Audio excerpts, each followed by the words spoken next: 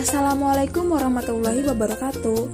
Halo teman-teman, kami dari kelompok 6, mahasiswa semester 6 kelas E, jurusan Pendidikan Bahasa dan Sastra Indonesia, Fakultas Keguruan dan Ilmu Pendidikan. Kami akan mempresentasikan materi yang berjudul Bahasa sebagai Media Retorika. Video ini dibuat untuk memenuhi tugas mata kuliah retorika yang diampu oleh Ibu dosen Wineke Dinar Pratiwi, SPD MPD. Sebelumnya, izinkan kami memperkenalkan diri. Anggota dari kelompok 6 terdiri dari saya sendiri, Nea Resta, dengan NPM 19106310895, dan rekan saya, Saudari Rena, dengan NPM 19106310801110. Baik, langsung saja kita mulai materinya ya. Bahasa sebagai media retorika. Sejak lahir, manusia tumbuh dalam buayan serta pelukan bahasa. Berbahasa ibarat menghirup udara, setiap saat dikonsumsi tanpa mempertanyakan asal-usulnya. Manusia mulai resah ketika memasuki komunitas asing yang tidak dapat dipahami. Ketika kata-kata dan informasi tidak lagi dapat dipahami bahkan membingungkan, manusia mulai kritis untuk mempertanyakan bahasa dan fungsinya. Bahasa merupakan media retorika, sedangkan retorika sendiri digunakan sebagai ilmu berbicara yang diperlukan setiap orang. Ketika berbicara di depan umum, seseorang membutuhkan ilmu retorika untuk menunjang kualitas pembicaraannya. Selain itu, retorika digunakan untuk meyakinkan pendengar akan kebenaran gagasan atau topik yang dibicarakan. Akan tetapi, tidak banyak orang yang mampu menggunakan retorika dengan baik dan efektif. Oleh karena itu, diperlukan rekonstruksi bahasa dan retorika dalam berkomunikasi atau berbicara di depan umum. Rekonstruksi dapat dimulai dari segi penggunaan bahasa yang digunakan dalam berbicara. Kemudian, pada ilmu retorika yang harus digunakan yaitu metode dan etika retorika. Dengan merekonstruksi bahasa dan retorika, kemampuan berbicara semakin mudah dimengerti, indah, dan sistematis. Apa yang dimaksud dengan bahasa? Menurut para ahli, yang pertama menurut Wibowo, bahasa adalah sistem simbol bunyi yang bermakna dan berartikulasi, dihasilkan oleh alat ucap, yang bersifat arbiter dan konvensional, yang dipakai sebagai alat berkomunikasi oleh sekelompok orang untuk melahirkan perasaan dan pikiran. Yang kedua, Walija berpendapat bahwa bahasa adalah komunikasi yang paling lengkap dan efektif untuk menyampaikan ide, pesan, maksud, perasaan, dan pendapat kepada orang lain. Yang ketiga, menurut Samsudin, bahasa adalah alat yang dipakai untuk membentuk pikiran dan perasaan, keinginan dan perbuatan-perbuatan. Alat yang dipakai untuk mempengaruhi dan dipengaruhi. Bahasa juga merupakan tanda yang jelas dari kepribadian yang baik maupun yang buruk. Tanda yang jelas dari keluarga dan bangsa. Dan juga tanda yang jelas dari budi kemanusiaan. Yang terakhir, menurut Jujun Surya Sumantri, menyebutkan bahwa bahasa sebagai serangkaian bunyi dan lambang yang membentuk makna. Lebih lengkapnya, bahasa adalah sarana sistematis untuk mengomunikasikan ide-ide perasaan dengan menggunakan tanda-tanda konvensional, suara, gerakan, dan tanda yang memiliki makna yang dapat dipahami. Jadi, kesimpulannya, setiap orang mempunyai dan menggunakan bahasa. Berbahasa merupakan kegiatan rutin manusia yang alamiah, sebagaimana layaknya manusia bernapas. Manusia harus bersyukur dengan bahasa yang dimilikinya, karena dapat mengidentifikasi identitas dan eksistensi dirinya sebagai manusia. Bahasa merupakan alat komunikasi apabila ditinjau dari fungsinya. Dengan berkomunikasi pada sesama, bahasa merupakan perangkat sosial yang menuntun manusia untuk saling mengenal, berbicara, dan bersenda gurau, bahkan saling mencerca satu sama lainnya. Dalam KBBI, diterangkan bahwa bahasa adalah sistem lambang bunyi yang arbiter yang dipergunakan oleh para anggota masyarakat untuk bekerja sama, berinteraksi, dan mengidentifikasi diri. Definisi-definisi bahasa tersebut menekankan bunyi, lambang, sistematika, komunikasi, dan alat. Materi selanjutnya yaitu definisi bahasa. Definisi lain bahasa terdiri dari 5. Yang pertama, sistem untuk mewakili benda, tindakan, gagasan, dan keadaan. Yang kedua, peralatan yang digunakan untuk menyampaikan konsep real mereka ke dalam pikiran orang lain. Yang ketiga, kesatuan sistem makna. Yang keempat, ucapan yang menepati tata bahasa yang telah ditetapkan, contoh, perkataan, kalimat, dan lain-lain. Yang terakhir, sistem tuturan yang akan dapat dipahami oleh masyarakat linguistik. Materi selanjutnya yaitu ciri-ciri bahasa. Ciri-ciri bahasa terdiri dari 7. Yang pertama, sistematis, yaitu bahasa mempunyai pola dan aturan. Yang kedua, arbiter atau manasuka, yaitu kata sebagai simbol berhubungan secara tidak logis dengan yang disimbolkannya. Yang ketiga, ucapan atau vokal, yaitu bahasa yang berupa bunyi. Yang keempat, bahasa itu simbol, kata sebagai simbol mengacu pada objeknya. Yang kelima, bahasa selain mengacu pada suatu objek juga mengacu pada dirinya sendiri. Artinya, bahasa dapat dipakai untuk menganalisis bahasa. Yang keenam, manusiawi, yaitu bahasa hanya dimiliki oleh manusia. Yang ketujuh, bahasa itu komunikasi. Fungsi terpenting dari bahasa adalah menjadi alat komunikasi dan interaksi. Materi selanjutnya yaitu hakikat bahasa. Bahasa tidak dapat terlepas dari aktivitas sosial. Halliday dalam Santoso mengemukakan 3 metafungsi berkaitan dengan penggunaan bahasa di dalam proses sosial pada suatu masyarakat, yaitu sebagai berikut. Yang pertama, ideasional.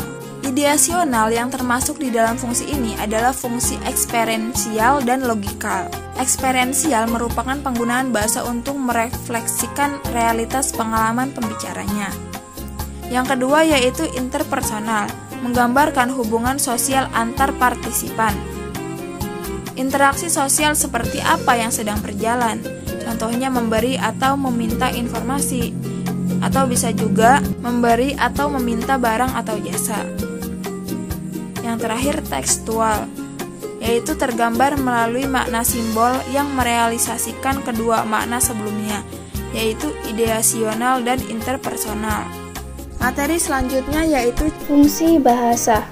Dikelompokkan dalam ekspresif, konatif, dan representasional. Dengan fungsi ekspresifnya, bahasa terarah pada pembicara. Dalam fungsi konatif, bahasa terarah pada lawan bicara. Fungsi representasional, bahasa terarah pada objek lain di luar pembicara dan lawan bicara. Fungsi-fungsi bahasa juga dibedakan jadi simbolik, emotif, dan afektif. Fungsi simbolik menonjol dalam komunikasi ilmiah, sedangkan fungsi afektif menonjol dalam komunikasi estetik. Bahasa juga memiliki fungsi intrapersonal dan interpersonal dalam proses berbicara. Menurut proses berbahasa, pada umumnya mengkomunikasikan apa yang ingin disampaikan. Menurut Marat, tahun 2005, ada 2 macam fungsi bahasa, yaitu 1. Fungsi bahasa yang bersifat intrapersonal, yaitu penggunaan bahasa untuk memecahkan persoalan, mengambil keputusan, berpikir, mengingat, dan sebagainya. 2. Fungsi bahasa yang bersifat interpersonal, yaitu yang menunjukkan adanya suatu pesan atau keinginan penutur. Biasanya diungkapkan dalam bentuk kalimat perintah, kalimat tanya, dan kalimat berita. Bahasa dan retorika dalam komunikasi. Pada dasarnya, berbicara dan berbahasa tidak membentuk wujud yang berbeda. Keduanya merupakan perbuatan menggunakan bunyi-bunyi bahasa yang terrepresentasikan melalui penerjemahan sistem simbol yang bermakna. Hal itu menunjukkan bahwa bahasa digunakan dalam percakapan karena bahasa merupakan kombinasi kata yang diatur secara sistematis sebagai alat komunikasi. Menurut Arsjad, ada beberapa faktor kebahasaan dan faktor non-kebahasaan yang harus dikuasai untuk menunjang efektivitas pembicaraan. Yang pertama yaitu faktor kebahasaan. 1. Ketepatan ucapan. 2. Penempatan tekanan, nada, sendi, dan durasi yang sesuai. 3. Pilihan kata. Dan 4. Ketepatan sasaran pembicaraan. Yang kedua, faktor non-kebahasaan. 1. Sikap yang wajar, tenang, dan tidak baku. 2. Pandangan harus diluruskan kepada lawan bicara. 3. Kesediaan menghargai pendapat orang lain. 4. Gerak-gerik dan mimik yang tepat. 5. Kenyaringan suara yang sangat menentukan. 6. Kelancaran. 7. Relevansi atau penalaran. 8. Penguasaan topik. Seorang pembicara yang baik seharusnya menyadari beberapa kemungkinan yang terjadi, seperti pendengarnya mengerutkan dahi sebagai tanda bahwa pembicaraannya tidak dapat dipahami dan kurang komunikatif, serta pendengarnya itu gelisah, tidak sabar, dan ingin pembicaraannya segera diakhiri. Pembicara sebaiknya menyadari bahwa pembicaraannya itu mengesankan atau tidak berbekas. Pembicara sebaiknya memiliki kadar daya tarik, kadar daya mengasihkan, dan kadar kesan yang tinggi. Jadi, terampil berbicara bukan hanya banyak bicara, bukan hanya fasih dan lancar. Terampil berbicara tidak hanya disimak dari validitas secara kuantitatif, tetapi juga harus dapat disimak melalui kadar kualitatifnya. Berbicara yang efektif seyogianya menyenangkan, memiliki daya tarik, mengasyikkan, mengesankan, mencapai tujuan secara jelas, serta mengundang rasa simpatik pendengar. Untuk berbicara yang efektif diperlukan ilmu retorika. Dalam berpidato ada beberapa etika retorika yang harus diperhatikan, yaitu sebagai berikut.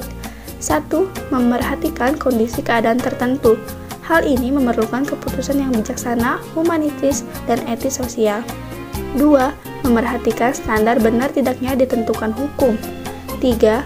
Memerhatikan etika, nilai adat istiadat atau tata nilai kesopanan yang berlaku pada masyarakat. 4. Memerhatikan alasan logis atau fakta yang ada. 5. Memiliki kekuatan dalil atau nas. Ada beberapa kiat yang disampaikan oleh Supratman yang dapat dijadikan acuan sebagai indikator keberhasilan berbicara. 1. Lafal dan volume suara. A. Tidak menggunakan pengaruh lafal asing. B. Tiap fonem diucapkan dengan jelas. C. Suaranya jelas dan menarik serta simpatik. D. Gagasan mudah ditangkap. 2. Intonasi. Berisi tekanan, jeda, dan tempo. A. Penggunaan tekanan, pemberhentian, dan tempo dilakukan secara tepat dan menarik sesuai dengan situasi dan kebutuhan pembicaraan. B. Komunikasi menyenangkan dan mudah ditanggap. 3. Perbendaharaan kata. A. Kata-kata digunakan secara tepat, cermat, serta bervariasi sehingga yang dikemukakan cukup menarik dan mudah dipahami. B. Daya imajinasi pendengar cukup berkembang. 4. Komposisi bentuk bahasa. Unsur gagasan ditentukan dengan urutan yang logis dan menarik serta bervariasi. Selanjutnya, 5. Pemahaman isi pembicaraan. C. Kelancaran pembicaraannya menunjukkan bahwa ia yakin dengan yang dikemukakan. B. Variasi pembicaraan orisinal dan kreatif. C. Pendengar merasa senang mendapatkan hal-hal baru yang dikemukakannya. 6. Kelancaran. Kelancaran pembicaraannya dapat membuat pendengar yakin dengan yang dikemukakannya. 7. Sikap berbicara. A. Baru berbicara setelah ia menyimak pembicaraan pendengar. B. Berpretensi mengemukakan pendapat yang saling menguntungkan. C. Berhati-hati apabila akan menyanggah pendapat orang. 8. Pretensi pembicaraan. A. Hanya berbicara mengenai hal-hal yang bermanfaat bagi pendengar. B. Gagasannya orisinal dan segar. C. Menghargai dan jujur apabila menggunakan pendapat atau mengutip orang lain. Oke, baik. Jadi, kesimpulan pada materi hari ini adalah bahasa merupakan media retorika, sedangkan retorika sendiri sering digunakan sebagai ilmu berbicara yang diperlukan bagi setiap orang. Perlu dipersiapkan dengan baik dan cermat, bahan-bahan pembicaraan yang tepat, patut, dan menarik untuk dibicarakan, yang disusun sedemikian rupa untuk memudahkan mahasiswa berbicara. Rekonstruksi bahasa dan retorika dapat dimulai dengan penggunaan unsur-unsur kebahasaan dan non-kebahasaan dalam berbicara. Setelah itu, penting juga seorang pembicara menggunakan metode dan etika retorika yang tepat. Dengan demikian, diharapkan akan tercetak generasi mahasiswa yang terampil berbicara secara intelektual. Sekian presentasi dari kelompok 6. Kurang lebihnya mohon maaf. Wabillahi taufik wal hidayah. Wassalamualaikum warahmatullahi wabarakatuh. Terima kasih semuanya.